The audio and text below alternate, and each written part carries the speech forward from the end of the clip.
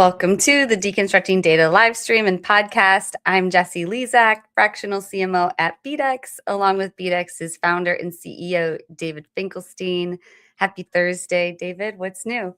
Thank you, Jessie. Happy Thursday to you. I've been busy. Been working a lot on BDEX stuff, but also on two segment stuff. So, it's crazy having two businesses going at the same time. Launched some new features for agencies in the Shopify and Klaviyo space. So now an agency can go into two segment and manage multiple accounts for their clients within one account. So I think that's going to be really helpful for a lot of the agencies that will want to use two segment. We also have some new analytics, so they can share analytics on their customers with their clients. A lot going on. That is a lot. Wow. Well, looking forward to hearing more about two segment. But today on Deconstructing Data, we have another really interesting guest, actually back on the show. He was on the show in the first year of the podcast as our resident SEO expert, now coming back as I don't know, I'll have to ask him what he uses, GEO, AEO, AISEO. There's all these words now. Acronyms, which one do we use? But it's Chris Rodgers. He is the founder and CEO of CSP Agency in Colorado. Welcome to the show, Chris. Hi, thanks for having me. Hey, Chris, I'm glad to have you back on the show. Welcome back. But for those of our viewers and listeners that didn't hear you on the first time you were on the show, why don't you give them a chance to get to know you a little bit about your history, what led you to build CSP Agency, and a little bit about what you guys are doing. Sure. Yeah. So my name's Chris Rodgers. I'm the founder and CEO of CSP Agency. I founded the business in 2012. I actually started in corporate marketing and sales in Chicago for RH Donnelly. So they were the publishers of the Yellow Pages. And I was there, basically marketing and selling advertising programs to small, medium-sized businesses when they came out with their first digital product. And it was an automated PPC product. And there were these landing pages that they would push their PPC traffic to. And I discovered that these pages were actually indexed. And some of these pages ranked really, really highly. And I discovered some crude early SEO. This was like in 2006 or 7. And I started optimizing these web pages for my customers. And I saw the sheer amount of business that it was driving. And so that was really my motivating factors to break out on my own. Flip my 401k for a social media and travel startup in the ski and snowboard industry. While also working part-time as a senior SEO analyst for an agency executing SEO, and then ultimately launched what was Colorado SEO Pros in 2012. SEO first, SEO advanced agency, where we were really ahead of the curve, which back then was just we would design websites based on how people searched instead of optimizing what was already there. At the time, that was really innovative. So we went from early on being a local. We were going to kind of attack the Colorado market, and within the first probably 8 months, we started getting business from all over the country and even internationally after doing SEO for our own site. So fast forward, that was 2012. We're now in our 13th year. I command a small but highly experienced team of SEO and geo strategists. And we describe ourselves as the human first AI enhanced geo and SEO agency for B2B and e-commerce. The big exciting thing in our world is geo, generative engine optimization, or AEO, as some people call it, or the other kind of subset. Launched our program. I started building it about a year ago. And then October, we launched our first paid program. January, we launched our first enterprise geo program. And now coming full circle, we've now developed a bunch of case studies, our proprietary human first geo framework, and Yeah, we're off to the races in the new world of AI search. Off to the That's- races. Yeah, yeah, that's awesome. And I'm looking forward to this because we talked a little bit before the show about some of the differences between SEO and GEO and AI search, whatever you want to call it. We'll figure that out as we go.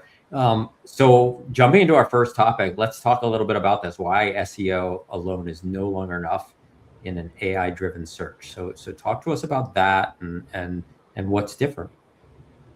Yeah, so if you look at the usage of ChatGPT, it's exploded. I think it's 1 in 10 adults on Earth use ChatGPT in some way. We've got now, I think, between 40 and 60% of queries on Google are resulting in an AI overview, that conversational answer. And Google is quickly pushing people into AI mode. They're over a billion searches, I think, a month within AI mode. So we are moving into a conversational interface, and that's going to happen. That's going to happen real quick here. On the heels of that, we're going to be in the agentic web. Things are moving very quickly, but the bottom line is your ranking on Google is not going to get you everything that you need. SEO is still very important. That foundation is absolutely critical. We have a big correlation between what is ranking and in Google's index, in Bing's index for ChatGPT, in Brave's index for Claude. There's a big correlation. So the LLMs will go in and retrieve a lot of those results, and that's where they're pulling from. But we've also got a lot of cases where ranking number one on Google just does not guarantee that you're going to be in the answer. And so we're moving from frankly, a referral traffic driver to an influence game. We're going to be influencing the buyer's journey, influencing our customers, but there's a big shift that's taken place for sure. And we've got to go above and beyond what we're doing on SEO. So on that topic, help me understand a little more in depth of like what we need to be doing differently for AI search versus typical SEO. Yeah, so if we look at GEO, and there is a lot of confusion and disagreement on the acronyms. A lot of people use AEO in place of GEO. A lot of people differentiate that AEO is really about just the direct answer systems, not necessarily influencing, the training data and things at a deeper level. But nevertheless, the three pillars of GEO are accessibility, owned media, and earned media. Accessibility is very much paralleled with our technical SEO, except the difference is we've got to deal with a lot more bots, right? ChatGPT is 3 different bots. Claude has multiple bots. We've got to test for different things. A lot of them are really primitive, can't handle 404s, really struggle with JavaScript, those types of things. When we look at owned media, there is a need to dial in deeper into your audience, the problem solution fit, and the specific use cases for the problems you solve for your audience, right? So if we look at it from a B2B perspective, if you are a professional services or a SaaS, you probably got solutions, right? You may have certain industries that you serve, right? So you might have an industries section, you might have a solution section, but you may need to go deeper and look at industry specific solutions. What do those applications look like for those people? Who are those personas? Like, what are the titles? What problems does it solve for those specific personas? When we look at how LLMs function, I imagine you guys use LLMs quite a bit. Your viewers do too. Obviously, they learn about you. If you're using it for business, they're learning about the challenges that you're trying to solve, the problems that you have, your role. So when they go out and look for solutions on your behalf, they're looking for that on the nose, one-to-one problem solution fit. So if you're solving a problem for a CTO at a SaaS company within a specific industry, and you have whether it's a solution page or whether it's a blog or a use case page that specifically calls out how you solve those problems for that person in that industry, the LLMs light up. One-to-one connection, you have the solution for that person with that problem. So on the owned media side, I would say that that's one of the bigger shifts. And there's also a lot of importance on your middle of funnel going into bottom of funnel. Top of funnel is still important, but we want to be there when those decision making phases. It's really important. And then I'm kind of going on monologue, but the last one is earned media. And on the earned media, we categorize in geo everything in earned media that's off page. That includes pay to play and some stuff that aren't in the typical PR earned media. But once you developed everything out on your site, the who you are, who you serve, what you solve, with specificity, you now need to make the internet agree with that story, which means you need to gain consensus across the board so that everything is consistent. Everyone's singing from the same songbook about your brand, your audience, the problems you solve, and the proof points. So your case studies and that kind of thing.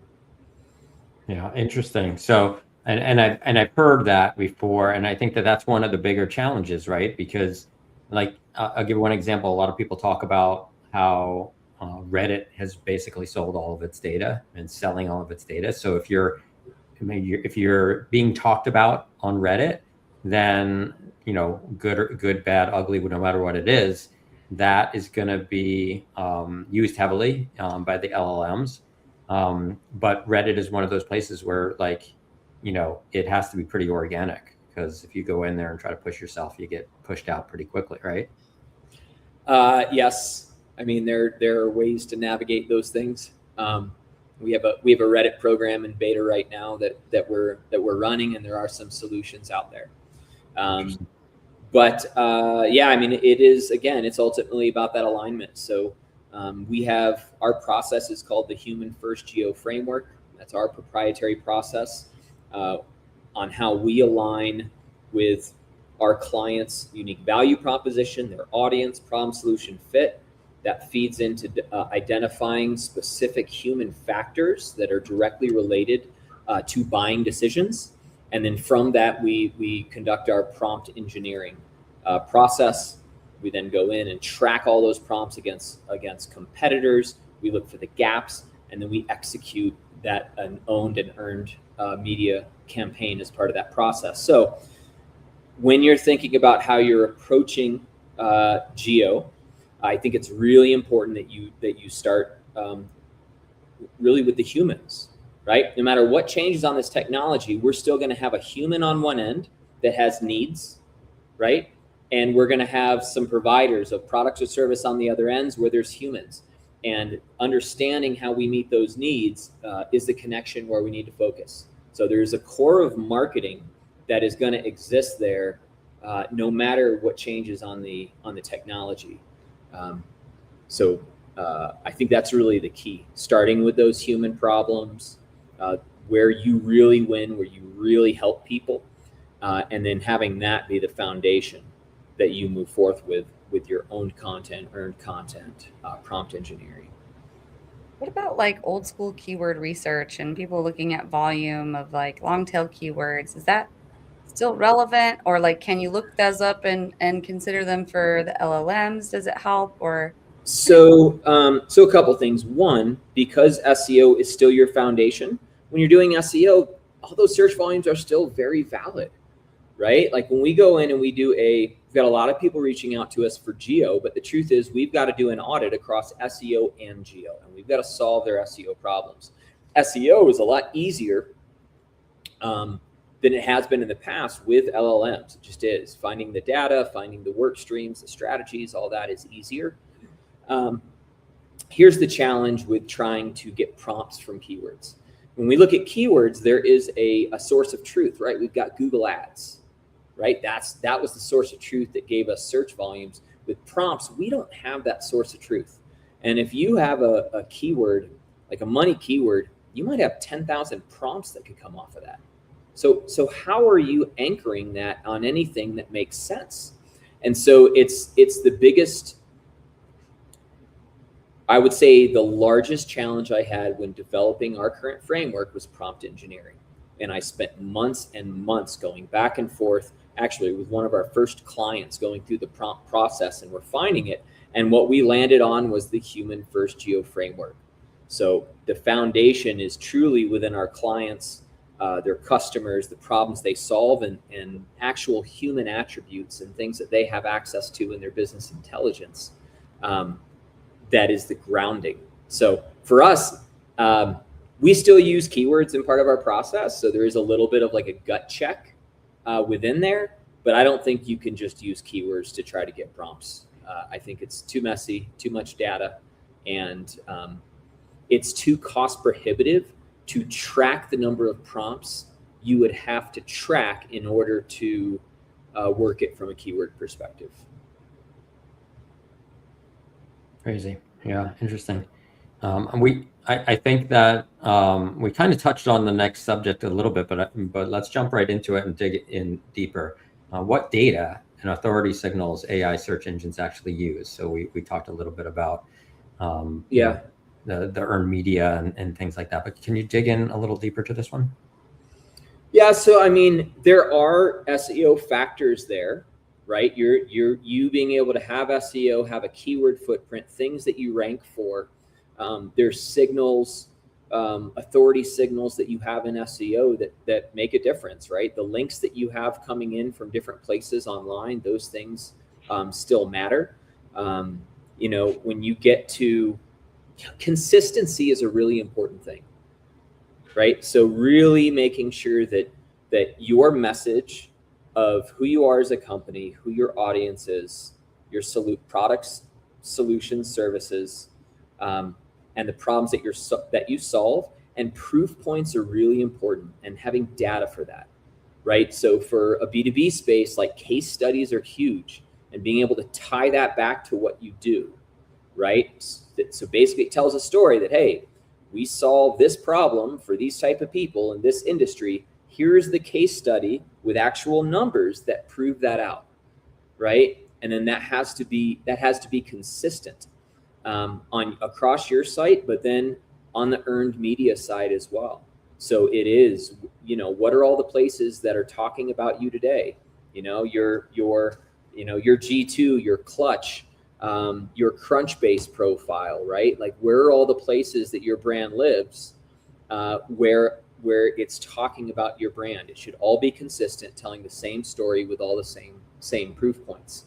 And then certainly as you get into the consensus building, you know, yes, what is it saying out on Reddit about you?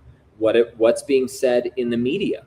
What's being said on all different podcasts about who you are, what you do, who you serve, right? So it is about that consistency, retelling that same story across the broader ecosystem. So those are the signals. So you've got SEO as your core signals, and then you've got consistency and audience, problem, solution, fit alignment on your site, and then consistency across the greater web. And then, you know, ultimately the name of the game is maybe you're out there pushing that earned media, you're pushing that story, that getting that consistency. And then what you want is the feedback loop that happens where now people start promoting it for you, right? You're now creating buzz that is self-replicating, because now people are naturally, organically talking about it on Reddit. You have customers, and there's buzz and, you know, social media that starts getting starts replicating it. I can definitely see that those authority signals adding a lot of value, because I think that was sort of trending on the SEO side anyway. And so I think for geo, it's kind of the same thing, and it makes a lot of sense. Yeah, 100%. Yeah. What other data and authority signals are out there about like being on podcasts? I mean, you mentioned owned media. Right. Yeah. I mean, so really it's going to depend on, so when we go through our process, we're identifying anywhere from the top 100 to the top 1,000 prompts that are the highest priority for our clients, that are aligned with,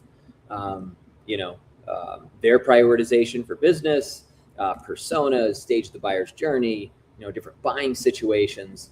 And then ultimately, after we do that, we are going to be able to identify all of the sources that are being cited on LLMs, right? So then that gives us the actual list.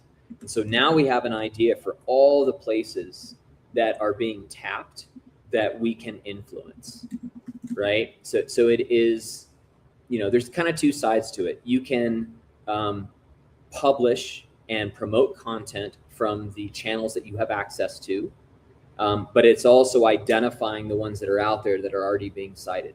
And what you'll often find is that there are going to be sources on there that you already have relationships with, or that you're aware of.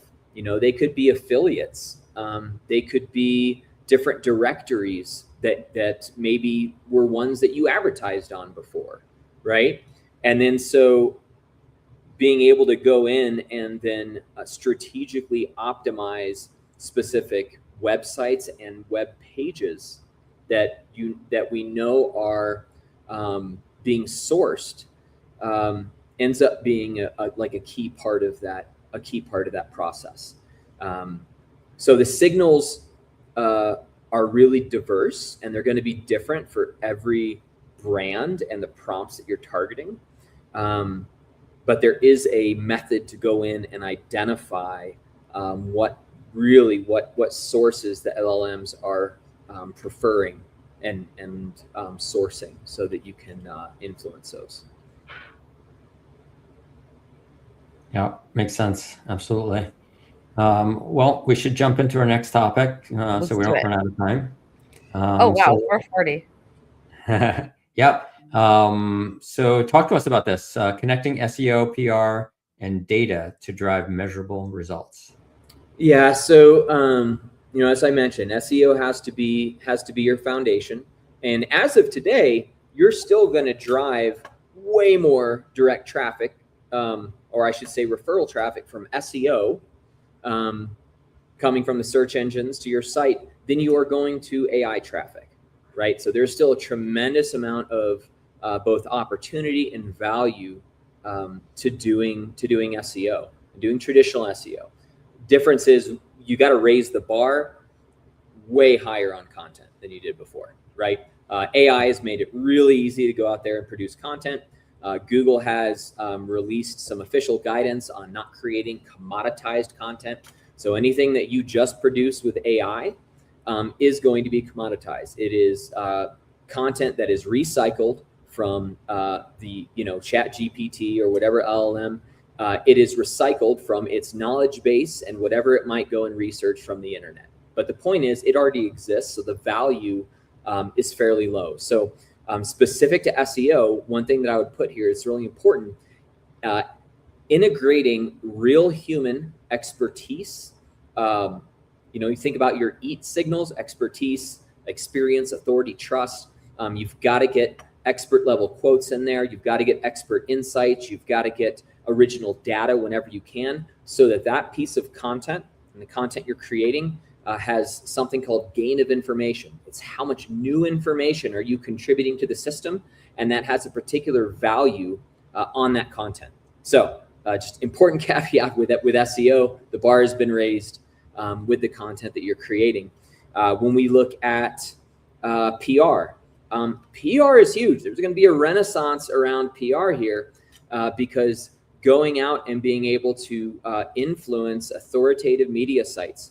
So we do digital PR on our end as part of our Geo program, and we have different layers of digital PR. So we have really your thought leadership that could be contributed articles, it could be podcast, it could be types of PR where you control the narrative, right? Again, contributed articles, bylines, op-eds, right? And those are the ones that you can most directly align with your geo strategy, with different buying situations, with prompts.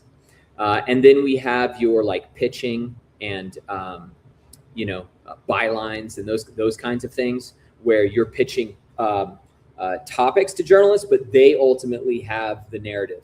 You're still going to get important backlinks and you're going to get brand mentions. So all of that stuff has a really big impact. The important thing for us is that we are closely aligning that strategy with what we're doing on the geo side, right? All goes back to those, the problem solution fit of our client, what that brand is about, who it serves. We now want to replicate that out through earned media.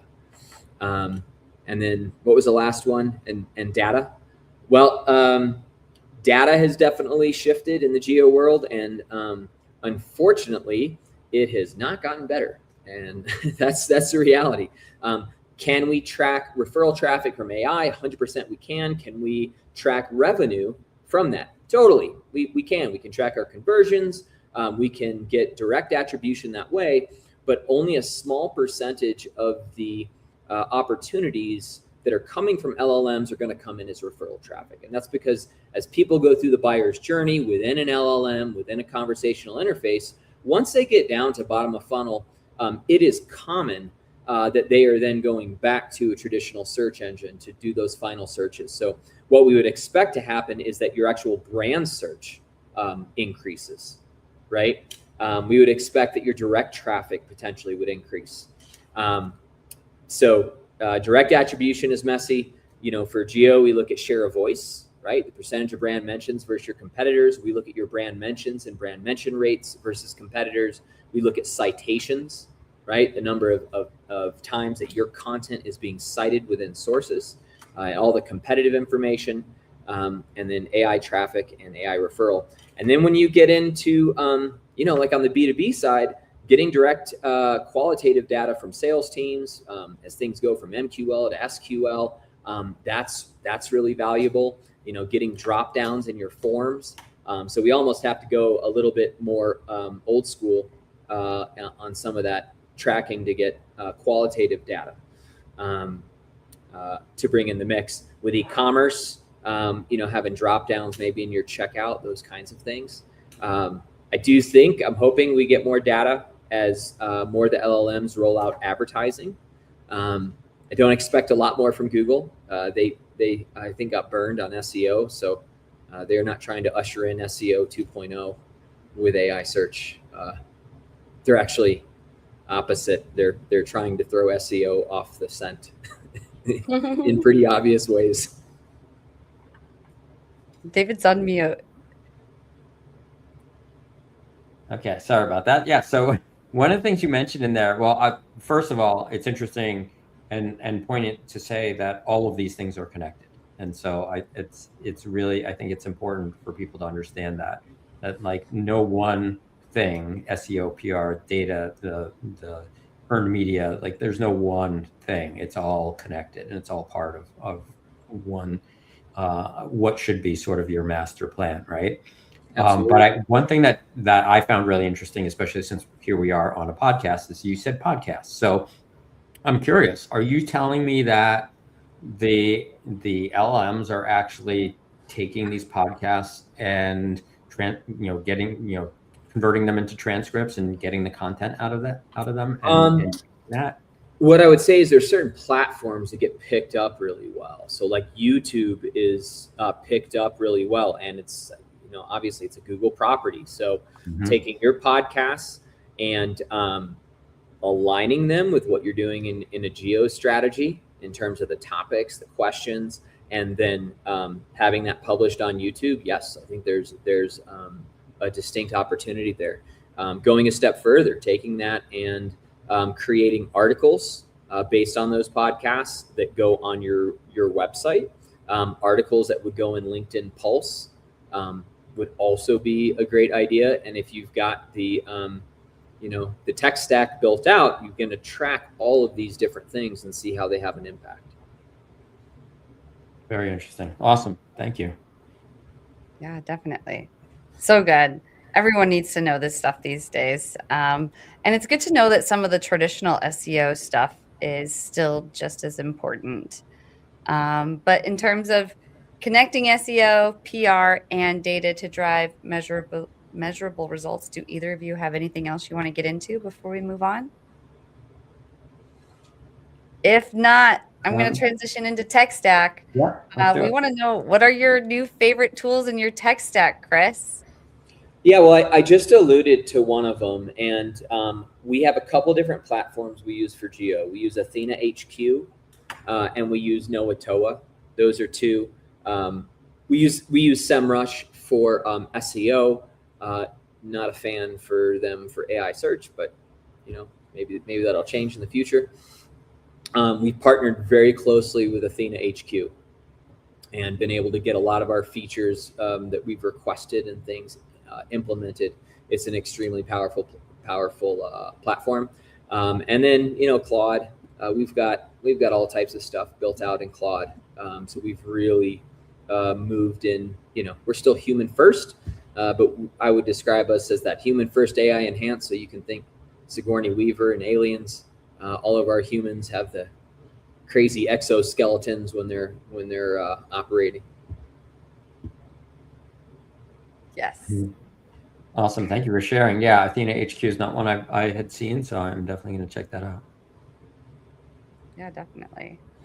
So those would be, I think that's the main on the tech stack. We've got stuff that we use for design, but we're doing a ton of stuff in Claude these days, and really building out, in terms of skills and workflows and integrating with code, and there's just a ton of things that are possible now. Yeah, definitely. Well, that's great that you're building out with Claude. I think that's just keeping up. But yeah, there's a lot of people who aren't doing that. So it's been great learning from you today and talking to you more about SEO and GEO. But in closing, Chris, if people wanted to connect with you afterwards, if they need help with all of this, how do they reach out to you? I think best would be on our website, csp.agency. We do a limited number of geo SEO audits each month, where we go in and we run a sample of prompts through the LLMs for people versus their competitors. We look at share of voice, brand mentions, citations. We look at individual prompts, how people are showing up, where the gaps are, that kind of thing. They can reach out to me on LinkedIn as well, but admittedly, I don't check it and I kind of get overloaded in there, but I'm always happy to connect on LinkedIn too. Sounds good, Chris. Well, thank you so much for joining us on the show today. This has been great. Great to have you on for a second time, and dig deeper into these topics. So thank you so much. Absolutely. Big thanks, Chris. I'll go ahead and close us out with the video, and we'll see you backstage. So audience members, we want to invite you to get powered by BDEX. Build authentic connections with your audience and drive unprecedented engagement. So just imagine harnessing the power of AI to craft your audiences that truly resonate with your brand, ensuring that your marketing is hitting the mark every time. We want to bring you closer to those marketing goals, and we're eager to guide you. So just visit bdex.com. You can click on the Talk to an Expert button and get powered by BDEX. Deconstructing Data is the show that makes data make sense. Every Thursday, David Finkelstein and myself, Jesse Lezak, sit down with industry experts to unpack how data really drives marketing. We do this in plain language anyone can understand. If you want real insights, real conversations, and zero jargon, tune into Deconstructing Data live on LinkedIn every Thursday at 4:15 p.m. Eastern Time.